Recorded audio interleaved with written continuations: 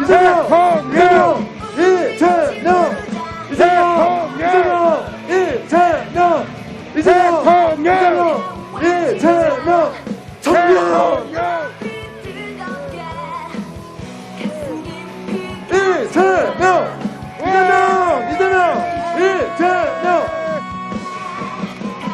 계속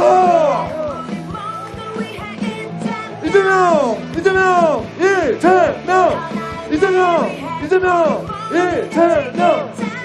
여러분, 대한민국 3월 10일 이후로 우리를 이끌 이재명 후보를 축하합니다.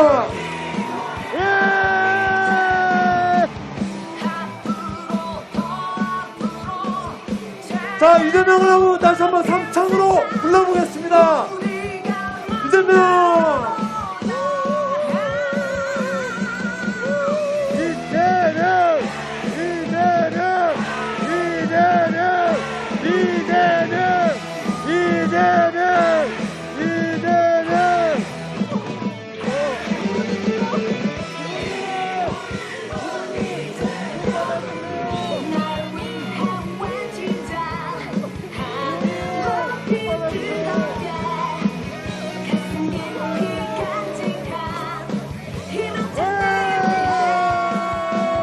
다시 한번 이재명 3창으로 거쳐보겠습니다. 자, 이재명,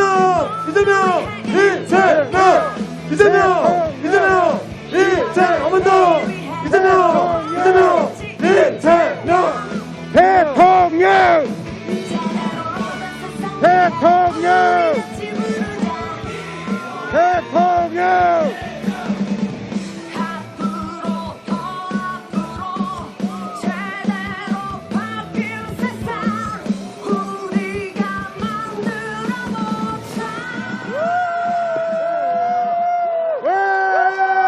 자, 다시 한번 여러분 앞에 더불어민주당 대통령 후보 이재명 후보를 소개합니다.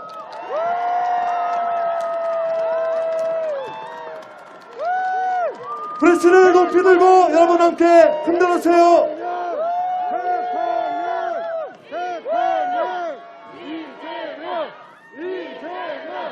이재명.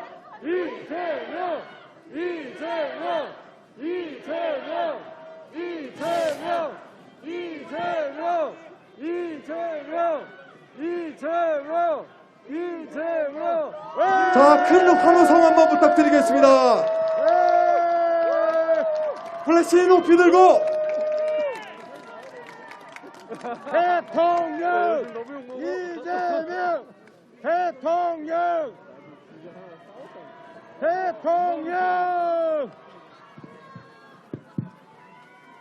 여러분, 예 볼륨 좀 올려주세요. 자, 볼륨 좀 더 올려주세요. 여러분 반갑습니다. 반갑습니다. 여러분, 힘들 때는 우리가 힘을 합쳐야죠. 펭수가 그러더라고요. 야, 힘이 든데 힘내라고 힘이 나냐? 이럴 때는 사랑한다고 말해달라.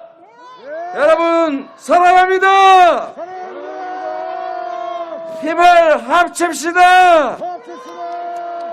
힘을 합쳐서 이 어려움을 넘어갑시다.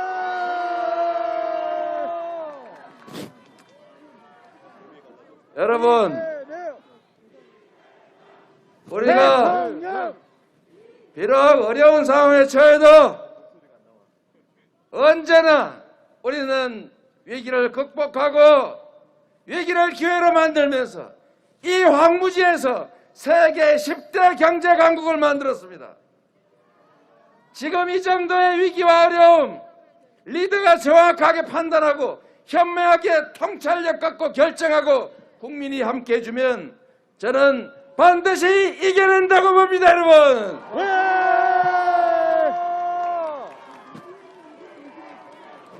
이재명 대통령 이재명 대통령 이재명 국민 여러분,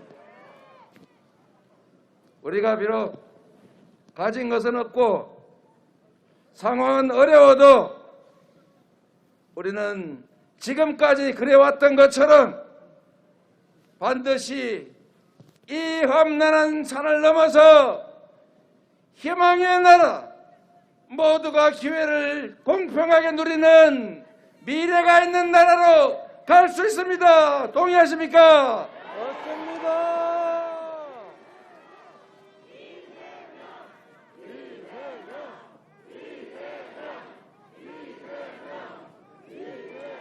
여러분, 여기가 그 유명한 홍대 앞입니까? 예. 저의 로망이었습니다. 여러분, 제가 옛날 얘기하면 꼰대라 그래서 얘기를 잘 안 하는데, 여러분, 저는 지금 이 시대에 우리 청년들이 갖는 그 어려움과 절망에 대해서 요만큼은 이해합니다. 제가 그 절망의 시절을 살았다고 조금은 생각하니까요. 그런데 여러분, 제가 진심으로 여러분께 드리고 싶은 말씀은 이런 겁니다. 저는 물질적으로 어렵고 공장을 다니면서 힘들었지만 그래도 뭔가 막연한 미래의 희망이 있었습니다. 그래, 내가 뭐 열심히 하면 뭔가 될 수 있어. 내년에는 일당이 지금은 600원이지만 800원 될 수 있어. 이렇게 믿으면서 기대를 가지고 살았습니다, 여러분. 그런데 지금 우리 청년들은 희망을 가질 수가 없는 상황이 됐습니다. 인류 역사에서, 이 한반도 역사에서 나보다 내 다음 세대가 더 어렵게 살 것이다라고 기성세대도 청년세대도 생각하는 유일한 시대입니다. 희망이 사라진다는 사실. 그래서 내 자식들은 나보다 더 어려워지겠지. 내가 자식들 키우느라고 고생만 하지. 나보다 더 못 살고 힘든 내 자식들 내 만들지 않겠다. 전 세계 가장 낮은 출생률, 이게 바로 절망의 결과 아니겠습니까, 여러분? 우리 청년들이 편을 갈라서 남과 여로 나뉘어서 서로 증오하고 갈등하는 상황, 수도권과 비수도권의 청년들이 할당제를 놓고 싸우는 이 처참한 환경, 오죽하면 그러겠느냐, 오죽하면 이러겠냐는 생각 때문에 제가 너무나 가슴이 아픕니다. 여러분, 저도 기성세대입니다. 너무나 많은 것을 누렸습니다. 객관적으로는 어려운 상황일지라도 성장하는 사회라서 기회가 많았습니다. 그리고 이 기회를 활용해서 여기 어르신들 그래도 자신만의 성취를 이뤄냈고, 그래서 이 사회에 각자 자리를 잡았지만 이제 이 성장이 멈춰버린 이 나라는 기회가 더 늘어나지 않습니다. 기회가 늘어나지 않기 때문에 경쟁이 격화되고, 경쟁이 격화되니까 경쟁이 전쟁이 되고 친구는 적이 돼가는 거 아닙니까? 이럴 때 우리는 어떻게 해야 합니까? 기성세대가 책임져야 합니다. 기성세대는 자신의 성취에 급급해서 불공정 문제를 방치했고, 그게 엄청난 격차를 낳았고 엄청난 양극화를 낳아서 비효율 때문에 저성장이 왔습니다. 저성장으로 인한 이 피해를 힘약한 사회 초년병 우리 청년들이 다 감당하게 됐습니다. 기성세대가 그중에서 가장 많은 책임을 져야 할 정치권이 깊은 반성이나 정말 절절한 대책을 내기는커녕 편을 갈라 싸우는 한쪽을 손들어서 서로를 증오하게 하고 그 속에서 자신들의 정치적 이익을 획득하면 되겠습니까, 여러분? 됩니다. 저는 여러분께 이렇게 말씀드립니다. 행복한 나라, 우리 젊은이들도 기회를 나눌 수 있는 나라, 협력적으로 경쟁할 수 있는 나라, 그런 나라를 만드는 게 바로 우리 정치의 목표가 되어야 되는 것 아닙니까? 맞습니다. 저 이재명이 지향하는 나라 성장이 회복되고 지속적으로 성장하고 기회가 많아서 친구끼리 싸우지도 않고도 얼마든지 실패해도 도전할 수 있는 나라, 그런 나라 여러분과 함께 이재명이 반드시 만들어내겠습니다. 여러분, 대통령 이재명 여러분, 저도 29, 30살 된 아이들이 있습니다. 취직도 제대로 못해서 어디 조그마한 동네 조그마한 기업에 들어갔더니 그것도 혹시 특혜 아니냐 하도 시끄러워서 지금은 휴직했습니다. 여러분, 우리가 청년들에게 힘내라 말할 수 없지 않습니까? 이제는 젊어서 고생한 사소도 하는 거야, 실패는 성공의 어머니, 얼마든지 도전해 라고 말할 수가 없습니다. 그런 얘기하면 잘못하면 혼나겠지요. 그 말이 사라졌습니다. 우리 사회에서. 도전할 수 있는 사회, 기회가 넘치는 사회, 실패해도 다시 일어설 수 있는 사회, 실패가 정말 자산인 사회 우리 만들어야 하지 않습니까? 그래서 모두가 희망을 가지고 청년들도 기회가 있다고 믿고 내 다음 세대는 나보다 더 나은 삶을 살 거라고 믿어져서 많이 결혼하고 아이도 많이 낳고 오손도손 행복하게 사는 그런 세상 우리가 만들어야 하지 않습니까?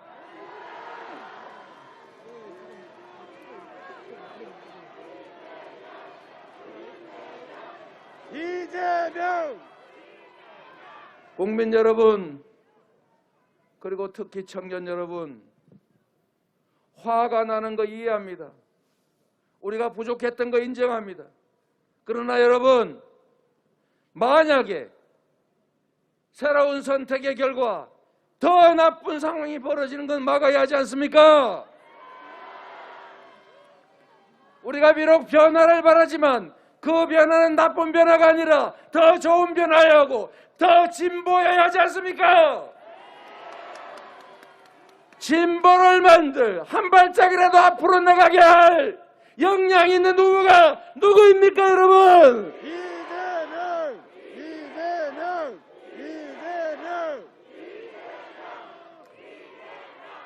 저에게 기회를 주시면 제가 약속드리겠습니다.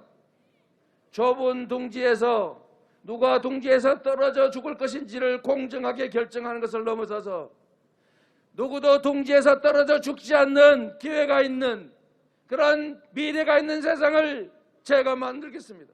저에게 기회를 주십시오. 제가 해내겠습니다, 여러분.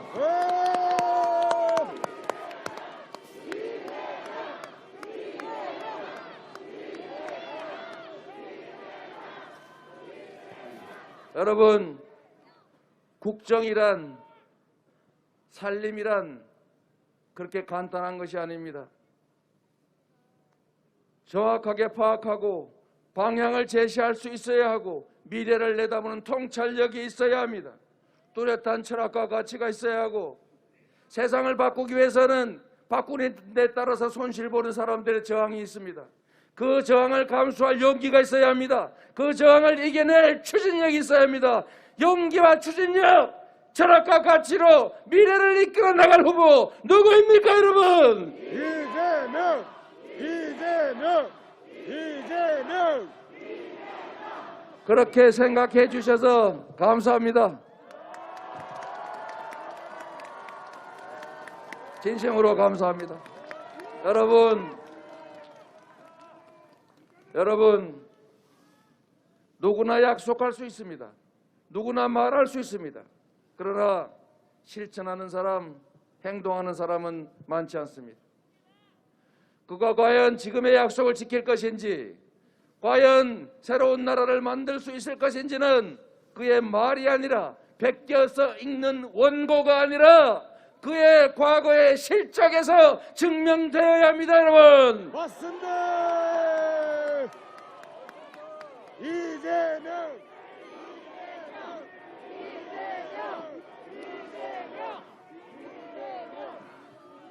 국민 여러분, 우리가 자녀들을 양육할 때 새로운 길을 가라.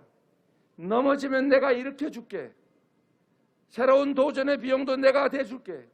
많이 실패한 것이 진짜 자산인 나라 내가 만들어줄게. 너는 나를 믿고 너는 국가를 믿고 과감하게 도전해라. 이렇게 말할 수 있는 세상 누가 만들 수 있겠습니까?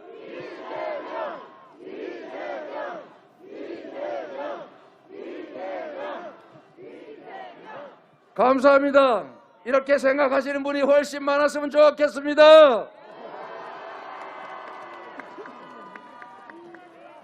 청년 여러분, 그리고 국민 여러분, 이거 한번 생각해 보면 좋겠습니다. 지금 국가 권력을 가지고 해야 될 일이 산더미죠. 이 산더미 같은 일을 해내기 위해서는 1분 1초도 맡기지 말고 있는 힘을 다해야 되겠지요. 그런데 이 국민이 맡긴 권력을 가지고 누구의 뒤를 파서 보복을 하고 누군가를 절멸시켜버리고 내 권력을 장악해서 나의 영화를 누리겠다 이렇게 생각하는 정치인이 또 정치 집단이 집권하면 이 나라가 어떻게 되겠습니까, 여러분?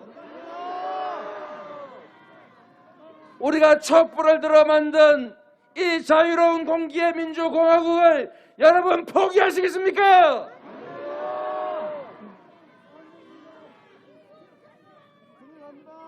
우리는 후퇴할 수 없습니다.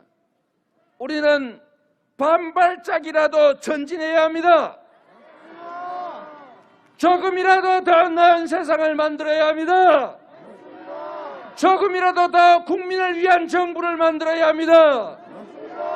조금이라도 더 우리가 가진 모든 역량과 지혜를 모아서 함께 나아가는 통합의 정부 만들어야 합니다.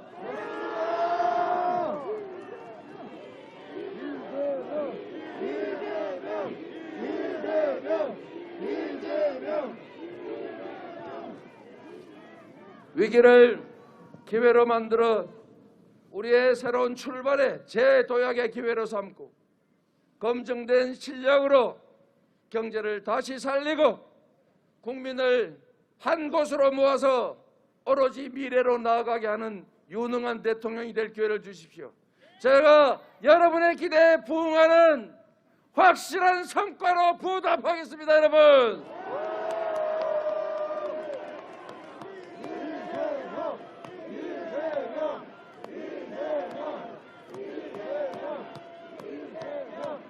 여기가 홍대 거리라서 제가 각별히 드리고 싶은 말씀이 있습니다.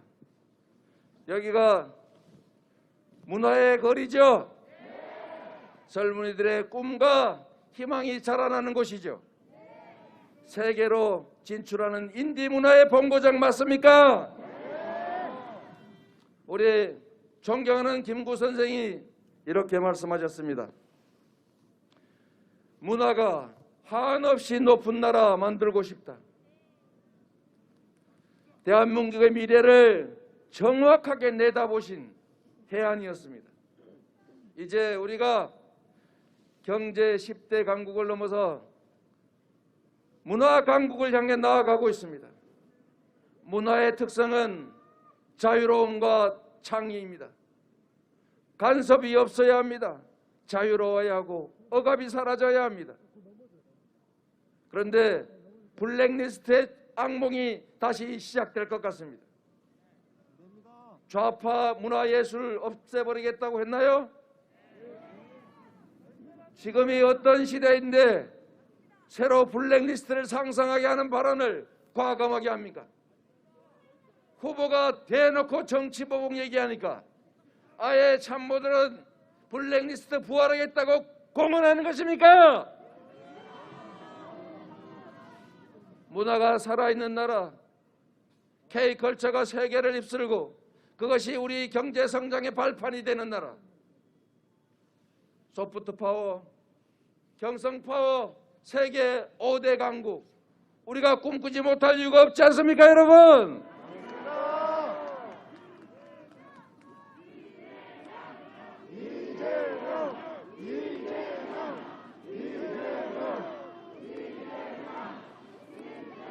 여러분이 기회를 주시면, 여러분이 없는 힘이나마 모아서 힘을 주시면 제가 여러분의 꿈을 앞서서 이루어 드리겠습니다.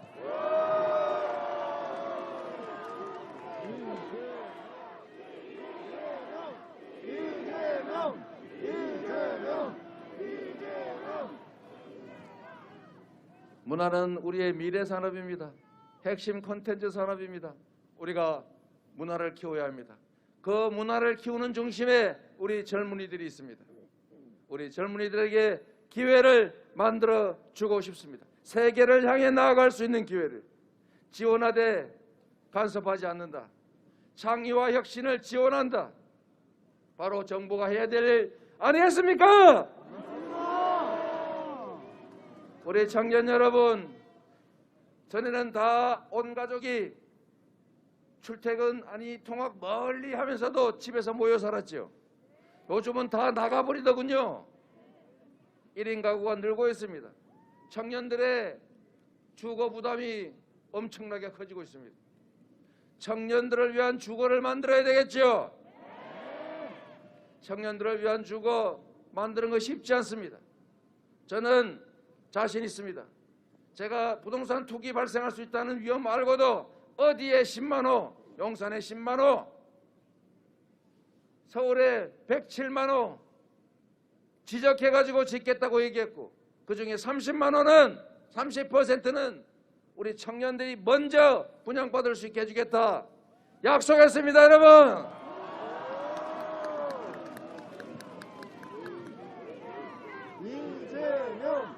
그런데 여러분, 분양은 받아도 돈이 없다면서요. 돈이 없는데 빌리려고 했더니 너는 소득이 없어서 못 빌려준다면서요. 이 문제도 제가 해결하기로 했습니다. 처음 집을 사면 90%까지 담보대출을 허용하고 DSR 규제는 장래 소득까지 인정해주면 얼마든지 10%만 내고, 그것도 시세의 10%가 아니라 분양가 10%만 내면 집을 마련할 수 있습니다, 여러분.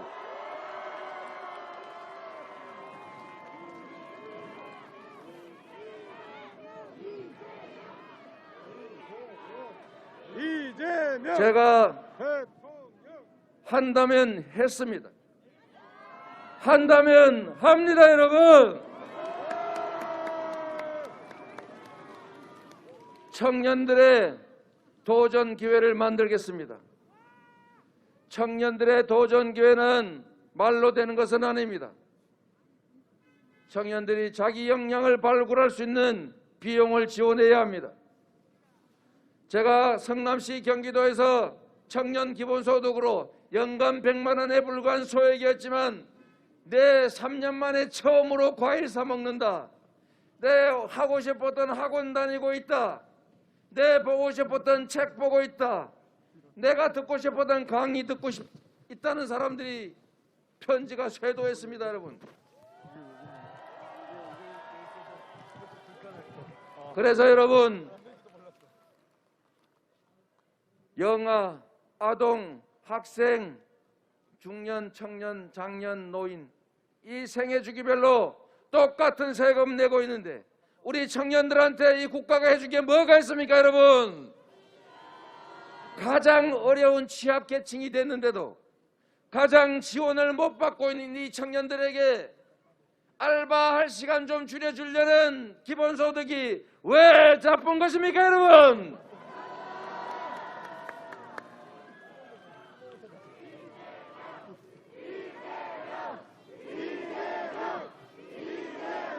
대학을 가지 않더라도 국가로부터 지원받을 자격이 있는 청년입니다. 30%가 넘게 대학을 가지 않습니다. 대학을 가면 평균 2, 3천만 원씩의 국가가 지원이 있습니다.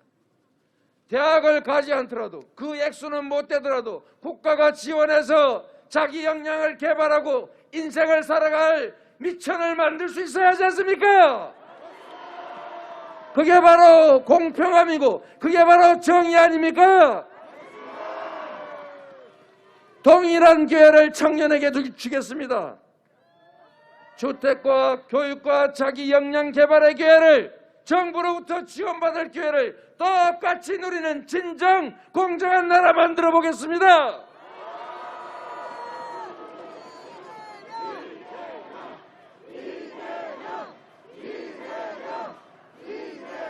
저는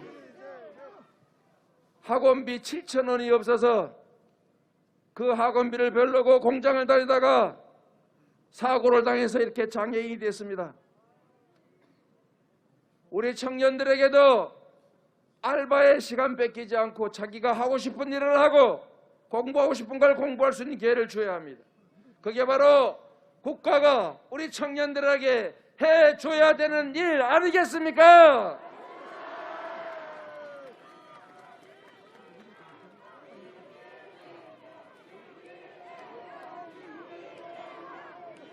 청년 여러분, 오늘은 시간이 좀 있다고 하니까 얘기도 한번 물어보겠습니다. 이 중에 은행에 3% 이자로 돈 빌리는 거 못하고 사채 시장 가서 돈 빌리는 사람, 그 무슨 캐피탈에 돈 빌리는 사람, 대부업체 돈 빌리는 사람 주변에 있더라. 본 사람 손 들어보십시오. 뭐 본인이 아니라니까. 여러분, 제가 참으로 희한한 현상을 발견했습니다. 제가 경기도에서 도대체 이자를 연 5,000%, 10,000% 이렇게 받는 돈을 빌려주는데 주로 피해자가 50만 원, 100만 원 빌리는 청년들이라는 거예요. 이거 50만 원 빌리고 나면 한 1년 지나면 1,000만 원 돼 있습니다. 여러분 주변에서 많이 겪어봤다 하죠. 50만 원 빌리면 선이자 20만 원 떼고 30만 원인데 한 2주 지나서 못 갚으면은 야 100만 원 빌려줄 테니까 갚아라 그러고 또 선이자 30만 원 떼고 뭐 이렇게 하다 보면 100만 원 돼 있고 한 석 달 지나면 300만 원 또 한 서너 달 지나면 1,000만 원 돼 있어요. 내가 쓴 돈은 없는데 이자율이 그렇게 해보니까 3만%짜리 됐었습니다. 그래서 제가 이재명은 하지 않습니까? 제가 특별사법경찰단 만들어가지고 경기도 내에 이 불법 사채 빌려주는 사람들 다 찾아내자. 그래서 그걸 다 찾아가지고 처벌을 해가지고 이 사람들 잡아가지고 경기도에서 보시면 요즘은 어떤지 모르겠는데 쪽지에 돈 빌려드립니다. 일수 얼마. 경기도에는 그거 안 돌아다닙니다. 저희가 그거를 죽기만 하면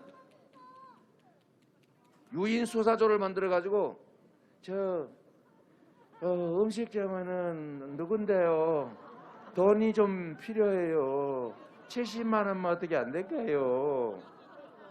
이렇게 한 다음에 상담하러 오면 저희가 덮쳐가지고 그걸 잡은 다음에 압수수색을 해서 싸그리 뒤져가지고 돈 빌려준 거 중에 이자 더 받은 거 다 돌려주고 다 처벌시켰어요.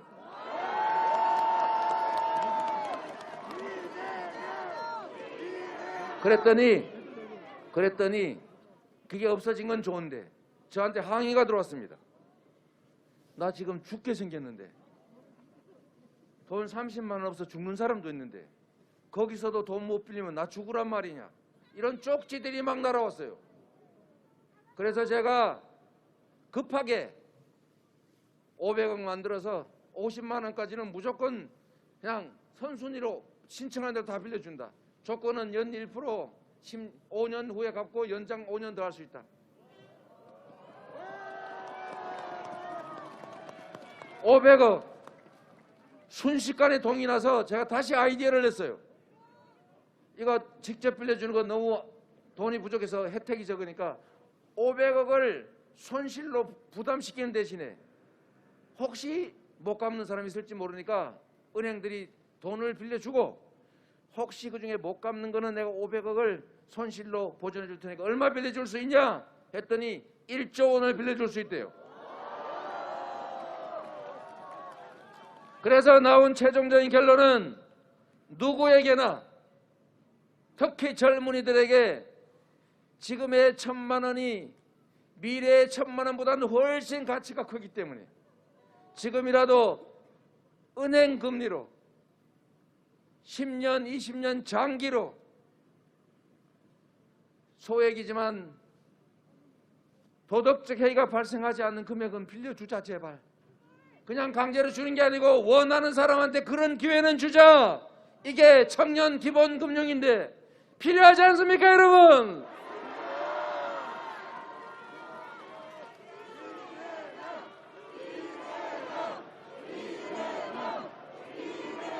여러분, 저 이재명의 정책은 다 이렇게 삶 속에서 나온 것입니다. 돈 많고 재산 많고 사회 경력 높은 사람은 은행에서 0.8%로 빌려준다고 해도 얼마든지 빌려갑니다. 그런데 필요 없다고 안 빌려가요. 빌려주면 맨날 부동산 투기나 합니다. 우리 서민들은 30만 원만 있으면 우리 가족들 진짜 연탄이라도 사고 쌀이라도 사서 먹고 살 텐데 그 돈 없어서 우리 어떻게 해버리자. 이런 사람들도 있지 않습니까? 그들에게도 금융을 이용할 기회를 줘야 할 것 아닙니까? 왜 가난한 사람은 은행을 이용하지 못합니까?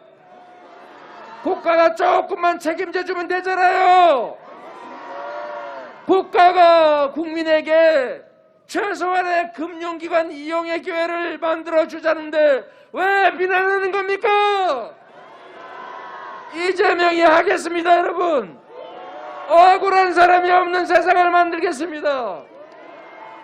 공평하게 투자할 기회를 갖도록 하겠습니다. 여러분, 우리 청년들이 돈은 없고 이제는 일해가지고는 돈 벌기는 틀렸기 때문에 결국은 자산 투자에 나섰습니다. 주식시장 투자해서 들어갔더니 전 세계에서 가장 주가가 낮은데 거기다가 주가 조작해가지고 자꾸 속이고 이러니까 주식시장이 무너지지 않습니까? 그래서 주식시장 포기하고 가상자산 시장으로 갔지 않습니까? 가상자산 전 세계에 이미 존재하는 것입니다. 우리가 부인한다고 없어지지 않아요. 우리가 눈 가리면 세상이 없어집니까? 이미 있는 거라면 피할 수 없으면 즐기라는 것처럼 있는 것은 활용하고 오히려 기회로 만들어 가야 하는 것입니다. 가상자산 시장을 저희가 활성화하겠습니다. 여러분, 제가 이것만 얘기하고 그만하겠습니다. 내가 너무 황당무계한 얘기를 들어가지고 여러분, 방귀 낀 사람이 화낸다 얘기 들어봤습니까?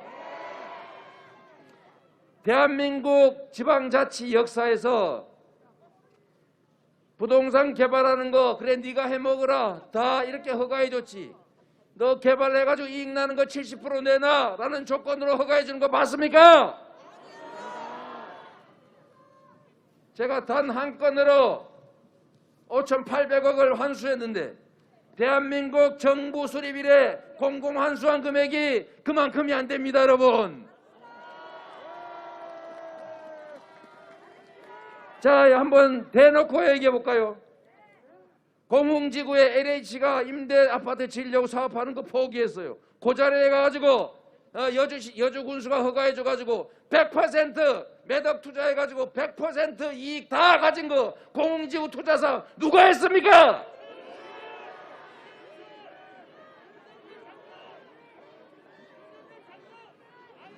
부산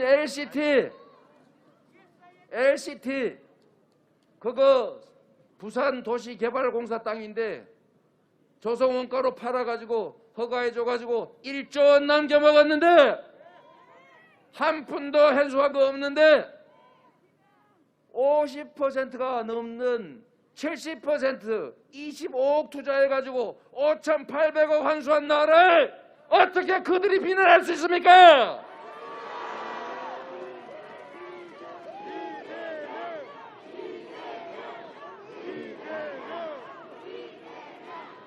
이것도 한번 들어보십시오. 나를 의심한다는데 제 거 같으면은 제가 100% 먹으라고 허가해 줘 버리지 뭐 하려고 그걸 70%를 뺐습니까 여러분? 그리고 이미 확정된 다음에 내가 실식에 인가하면서 안 되겠다 더 환수해라 1100억 추가 부담시켰는데 내가 나한테 뺐습니까? 자기 물건 훔치는 도둑 봤습니까? 그리고 빈대도 납작이 있다고 적반하장이라고 그 업자들이 이렇게 말하지 않습니까? 이재명한테 우리 이렇게 사업하는 거 들키면 우리 완전 망해. 절대로 이재명 2층 모르게 해야 돼. 이거 녹취록에 나오잖아요. 나무기가 그러잖아요. 12년 동안 찔러봤는데 씨알이 안 먹히더라면서요. 나를 찔렀으면요 그 사람들 그 즉시 쫓겨났습니다. 그런데 여러분 그 업자가 이렇게 말하지 않습니까? 윤석열 내 카드 한 개면 죽어봐라.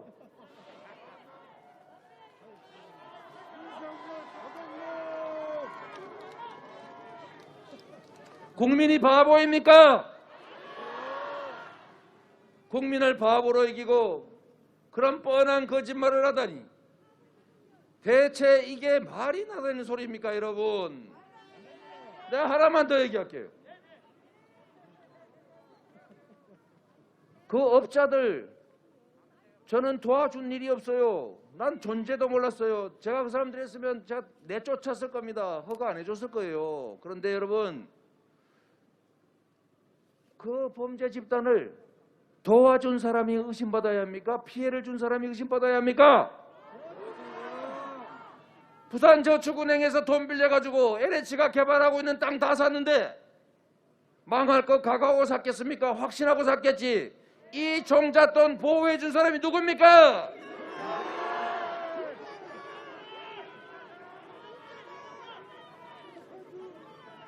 또 하나 있습니다. 그 업자들한테 이익 본 사람이 문제 아닙니까? 그 업자들하고 관계 있는 사람이 문제 아닙니까? 저 곽상도는 아들 통해서 50억 받고 박영수는 딸 통해서 20몇 억 받고 윤석열 후보는 아버지 집 팔았지 않습니까? 제가 우리 국민들께서는 저를 혼낼 수 있습니다. 직원관리 못했지요. 그러나 여러분 100% 환수 못한 것은 우리 국민들 모두가 질책할 수 있지만 환수 못하게 막고 환수 못하게 막아서 그 일부 이익을 나눠 가진 집단들이 어떻게 이재명을 비난할 수 있습니까 여러분?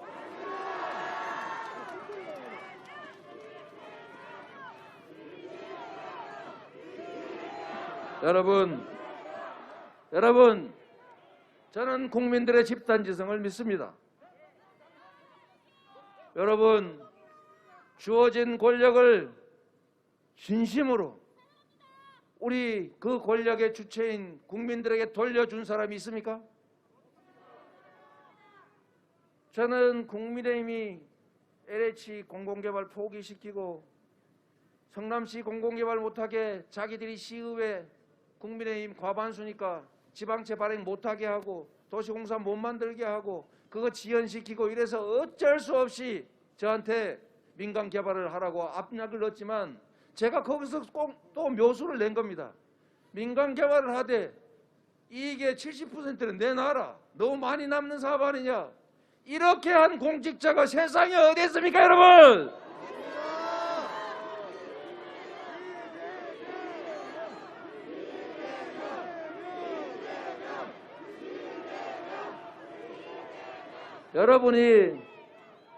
여러분이 알려주십시오.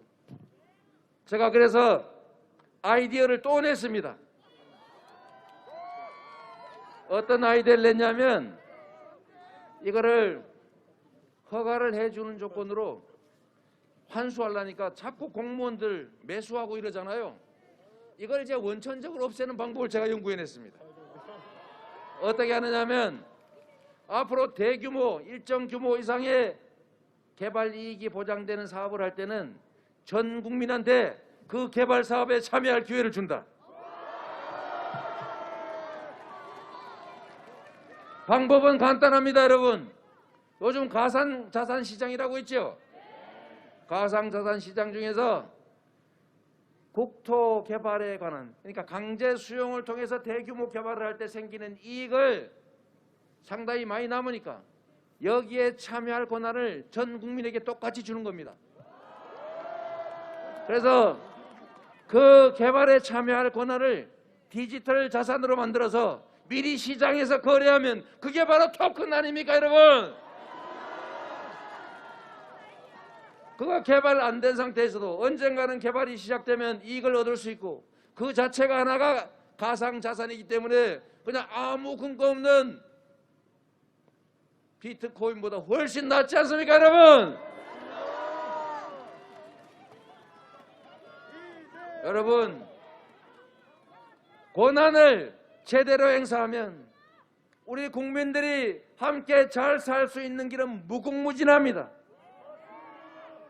온 국민들이 농사를 짓기 위해서 봄에 벽실을 뿌려야 하는데 벽실을 뿌려서 잘 가꾸면 엄청난 수확이 생기지 않습니까?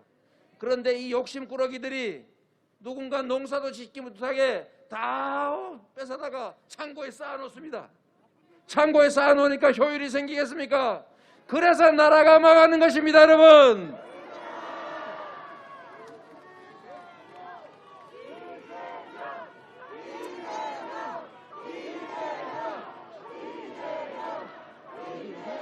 여러분, 누가 이분이 그러시는데 저한테 이재명이 아니고 경제명이라는 사람도 있고 천재명이라는 사람도 있는데